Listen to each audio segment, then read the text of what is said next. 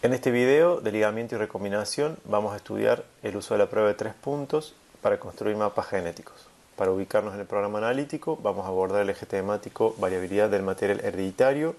cambios evolutivos de la unidad número 2, estudiando la recombinación natural en eucariontes, focalizándonos, como venimos haciendo hasta ahora en este tema,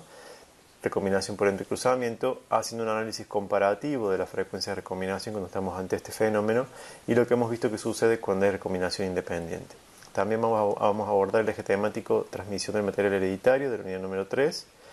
estudiando la herencia nuclear de los caracteres cualitativos, que son aquellos caracteres que Mendel observó en sus experimentos, como color, textura, altura de las plantas,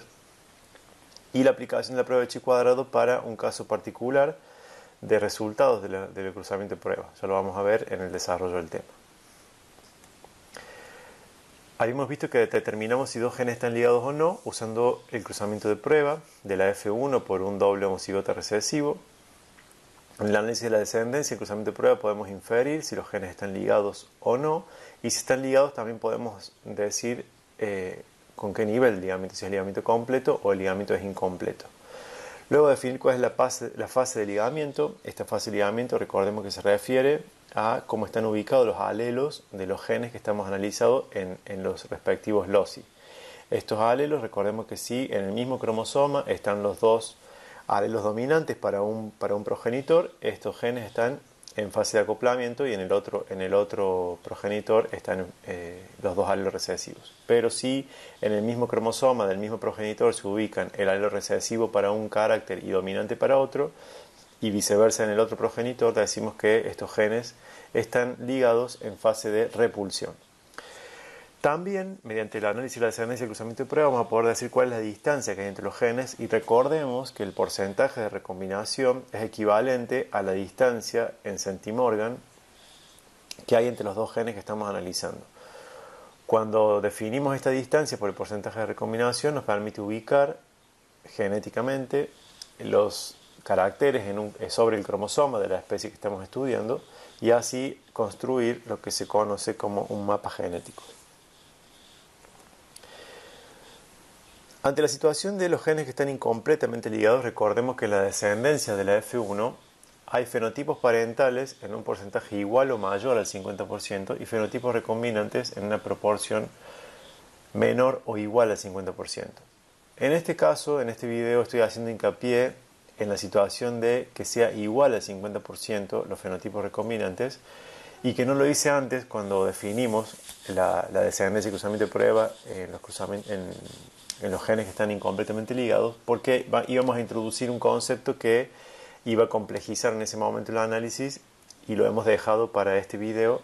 donde vamos a analizar que hay situaciones en las que, aunque los genes están ligados de forma incompleta, pueden darnos fenotipos recombinantes en una proporción del 50%.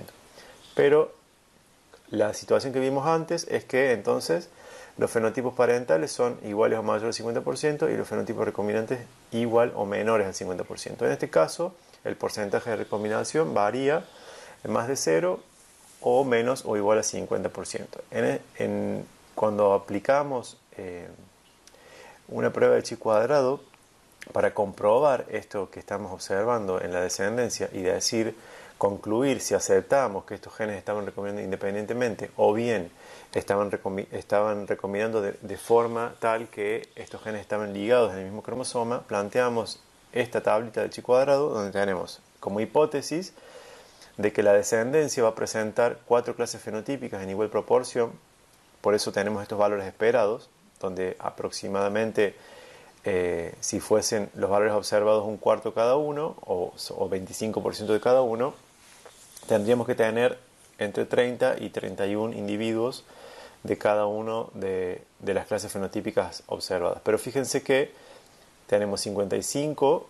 de un fenotipo parental, 53 del otro, es decir, tenemos más del 50% de fenotipos parentales y un valor menor al 50% de fenotipos recombinantes. Tenemos 15 individuos que presentan fenotipos recombinantes, es decir, han reorganizado la información que estaba otorgada por los progenitores de la F1 en plantas con hojas normales pero bajas y plantas con hojas moteadas pero altas. Al al hacer el cálculo, perdón, del chi cuadrado calculado, fíjense que obtenemos 70,39. Esto me lleva a rechazar la hipótesis, dado que el chi cuadrado de tabla para 4 clases fenotípicas menos 1 me da 3 grados de libertad, y para un alfa de 0,05 estoy comparando este chi cuadrado calculado con un chi cuadrado de tabla de 7,83.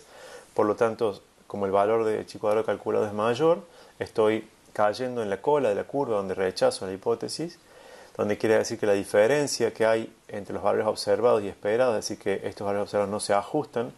a los valores esperados en la descendencia de un cruzamiento de prueba cuando los genes recombinan independientemente. Esta diferencia entonces que hay entre los fenotipos recombinantes de los valores observados con los esperados no se debe al azar, sino que hay una fuerza genética que me está determinando esta diferencia, y se debe a que los genes están ligados de forma incompleta. En este esquema vemos entonces cómo representamos ubicando los genes sobre cromosomas. Fíjense que la distancia entre N y A permite el crossing over. Y la descendencia del cruzamiento previo me da un 88% de clases parentales, es decir, este fenotipo representa el parental homocigota dominante, este fenotipo representa el parental homocigota recesivo, y luego tenemos la combinación nueva de fenotipos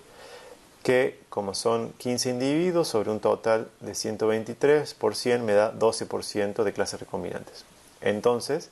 si recordamos que el porcentaje de recombinación era equivalente a la distancia en centimorgan, estos dos genes, el N y el A, están separados uno de otro a una distancia de 12 centimorgan. Ahora, fijémonos qué pasa cuando en la descendencia y cruzamiento de prueba observamos fenotipos recombinantes que tienen una proporción del 50%. En este caso, cuando planteamos la hipótesis y hacemos el cálculo del chi cuadrado, nos da un valor del chi cuadrado menor al chi cuadrado de tabla. Por lo tanto, no rechazamos la hipótesis de que en esta descendencia y cruzamiento de prueba estamos observando 4 clases fenotípicas en igual proporción, que es lo que esperamos cuando hay recombinación independiente. Pero fíjense que esta proporción del 50% de fenotipos recombinantes puede deberse a dos situaciones particulares. Una es que efectivamente los genes estén ubicados sobre pares de homólogos diferentes. El N, fíjense que está en el primer par de homólogos a la izquierda, y el A está sobre el segundo par de homólogos a la derecha. Pero también puede ser que estos dos genes estén incompletamente ligados a 50 centimorgan de distancia. Quiere decir que van a presentar un porcentaje de recombinación del 50%. Aunque no estoy rechazando la hipótesis, esto es un no rechazo de la hipótesis, pero estoy estableciendo o estoy cometiendo un error de tipo 1, que es decir, estoy no rechazando la hipótesis, planteando como que hay recombinación independiente cuando en realidad no la hay, si estuviese en este segundo caso,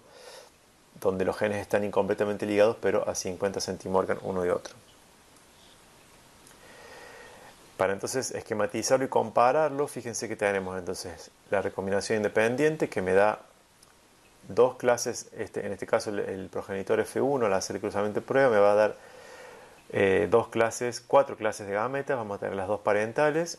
y las dos recombinantes que se van a dar. Recuerden que cuando hay recombinación independiente, la recombinación se da por la coorientación, las dos posibilidades que tenemos de coorientación de estos dos genes de uno u otro lado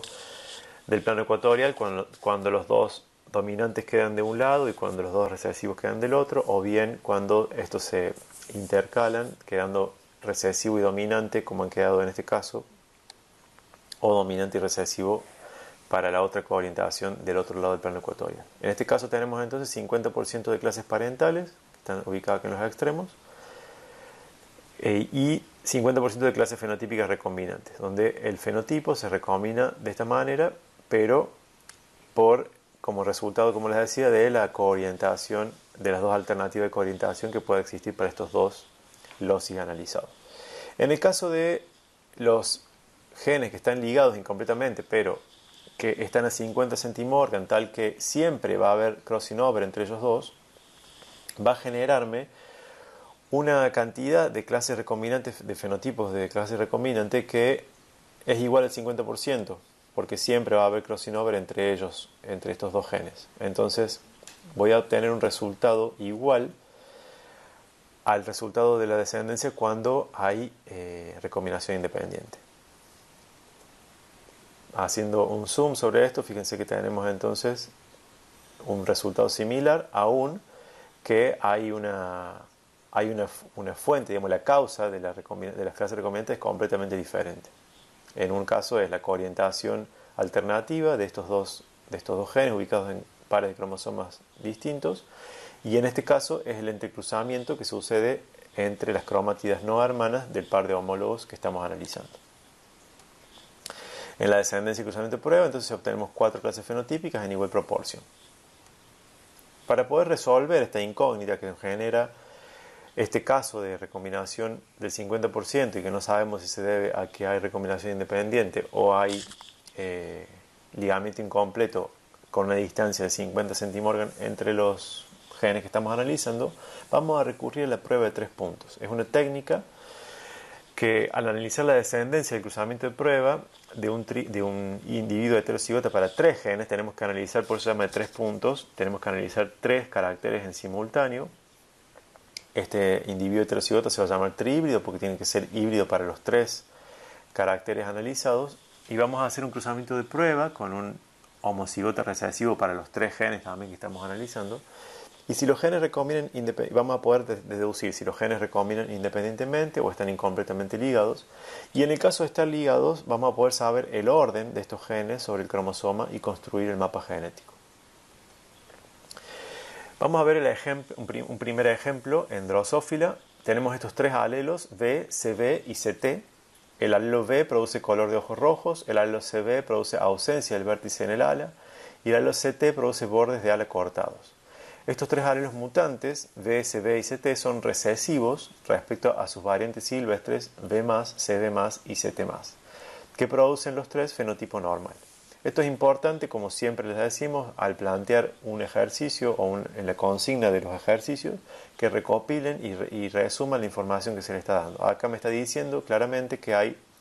una relación entre los alelos de dominancia completa porque los alelos mutantes son recesivos respecto a las variantes silvestres. Si analizamos el cruzamiento por el cual vamos a obtener este trihíbrido, que es el AF1 que estamos viendo acá, fíjense que tenemos una línea pura, que aquí vamos a resaltar algo. Fíjense que es una línea pura, dado que es homocigota para todos los alelos que estamos analizando, pero recuerden que lo hemos remarcado en otras oportunidades y en los capítulos anteriores, que las líneas puras no necesariamente tienen que ser, por ejemplo,